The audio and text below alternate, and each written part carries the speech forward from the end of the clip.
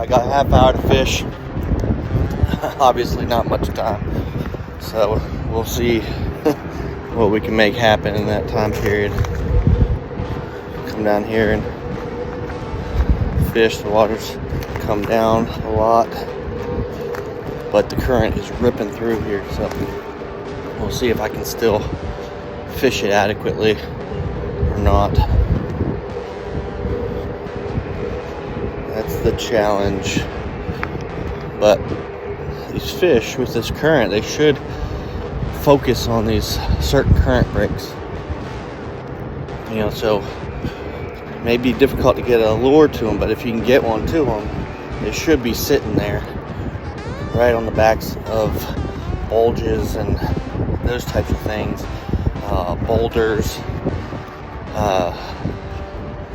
So a lot of times you can pick a fish off or two, and a lot of times they're good quality fish. So I'm going to come up here and we're going to throw to these spots, see what we can make happen. I only brought with me 2 rods and reels and the lures that were tied on them. One was a scrounger head and the other was a driftwood custom swim bait. I decided to start with the scrounger head because it was a heavier lure and it was on a rod and reel combo that I could cast further and hope to cast to the other side and bring it down that side. Not to mention the extra weight would help me get it down deeper in that strong current. Since this was such a short trip, I decided to show you every cast I made, just so you have an idea of how long it took me to find the fish I did find and catch what I did catch. Unfortunately, the scrounger didn't last very long and I hung it up. So I was down to 1 rod and reel and 1 lure. But it was a good lure, so I was pretty optimistic. But it was a lighter lure, so I knew I was going to have to approach things differently. I wouldn't be able to cast as far, and I'd probably have to cast more along structure and the bank and just cover as much water that way as I could.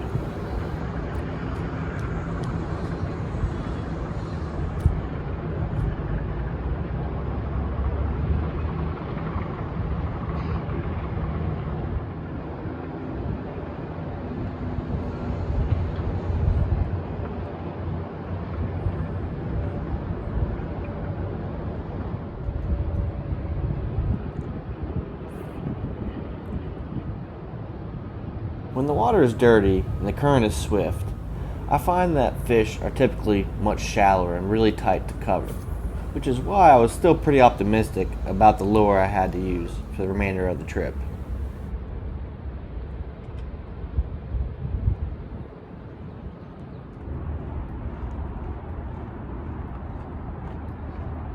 You can see here I casted mostly parallel to the bank and just worked the bait into the little cracks and crevices and allowed the current to do most of the work. I worked the lure into seams and eddies and just hopped it up and down and basically kept it from getting stuck, but kept it as close to the bottom as I could.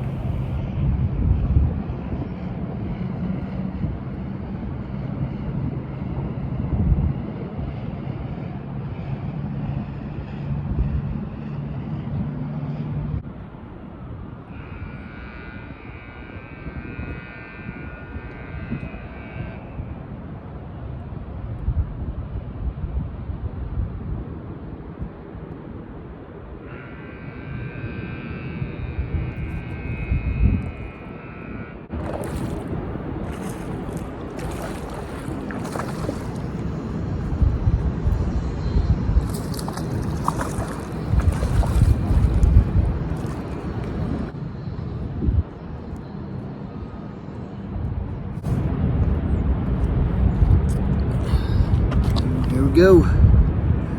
Driftwood custom swim bait. Now, I've only been down here a minute.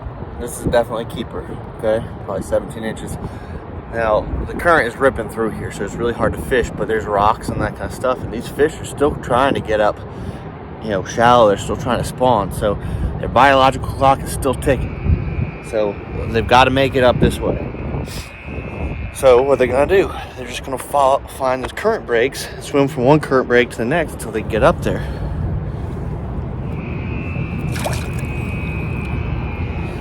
And so even if you had this ripping current, you know, you can still find these fish. These fish are going to come up here to spawn. So all you gotta do is find something that gets behind these current breaks, and you can pick fish off just like that. I'll show you exactly what I'm fishing. If you look out here, the current is really ripping through here.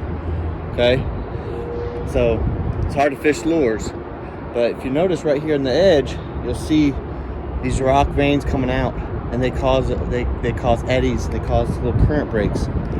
And I literally brought my lure right down through here and hopped it right over that little rock vein right there, and there was that bass was sitting.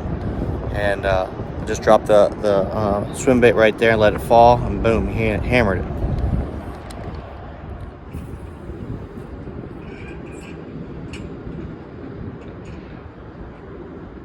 In addition to trying to make long casts parallel to the bank and working the lure down, I would also pitch right to obvious cover and boulders that provided break from the current where fish would possibly sit.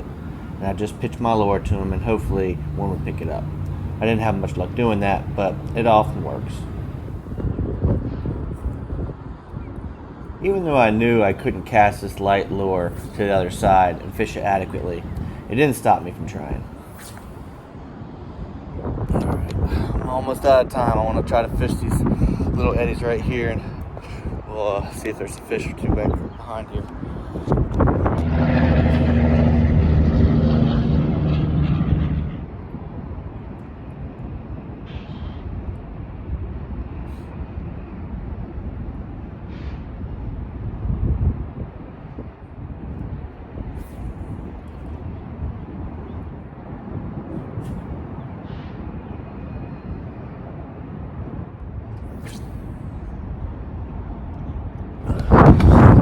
Make my way back. Never enough time of the day. You guys can all understand that.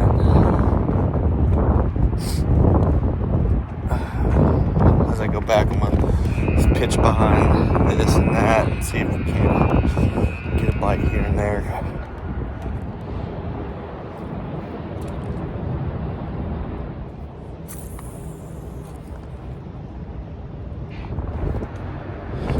Wind and current.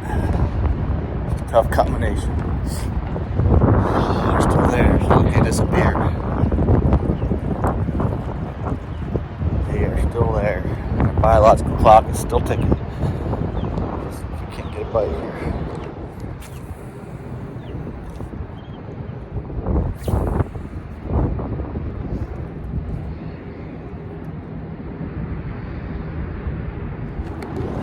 Good thing is, you know exactly where they're going to be. So you make a couple casts there, you'll get bit, move to the next spot. Once you find out what they're going to hit, just cover water. Just move, cast. A lot of times you'll just find one spot that's absolutely loaded with them. Yeah, you'll find some spots that you think should have fish and they just don't, but you know, they're not hard to find.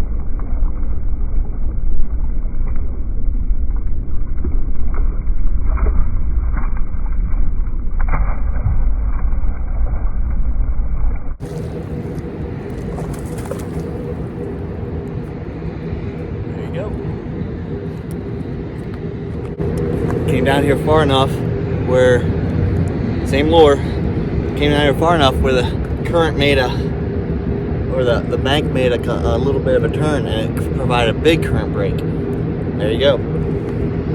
First cast, I'm gonna leave it running and see if there's another one there. Wouldn't be surprised.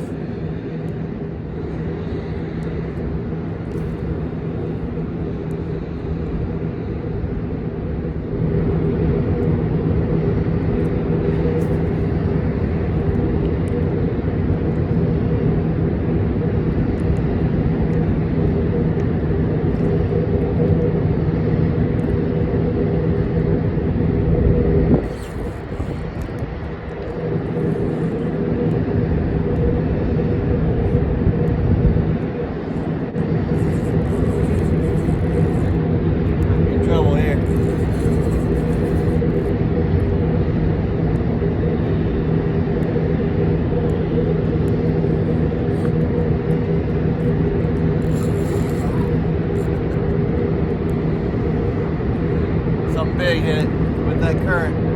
This might be a minute.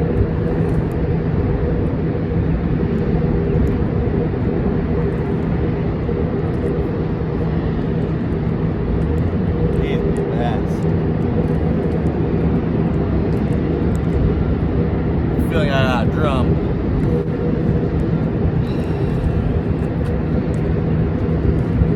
Pretty sure it's a drum, but man, I'd be sweet if it was a bass. Might be catfish. Come on, man. Ain't nobody got time for this.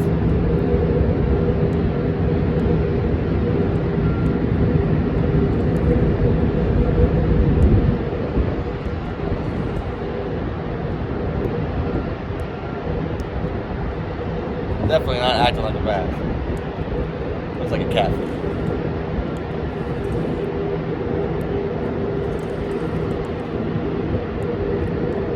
No, it ain't. It's a stripe.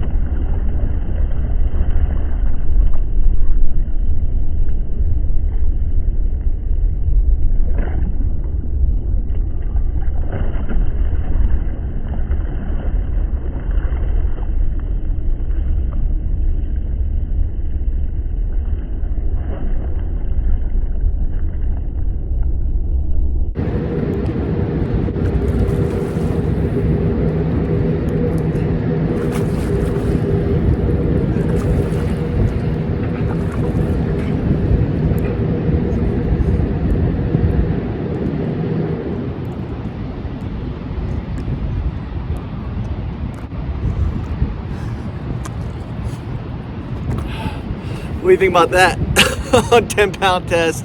Let's see how long he is. That's a big fish. Look at that.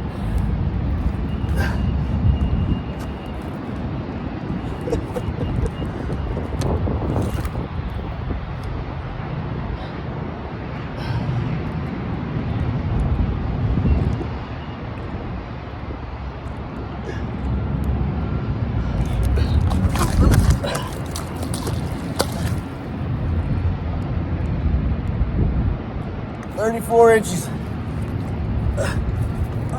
All right. 34-inch striper.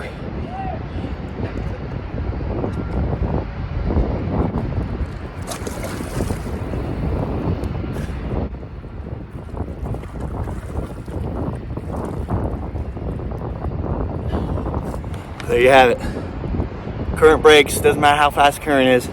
I had about 20-25 minutes to fish, 2 bass and that big striper. It's that time of year, guys. Get out and fish.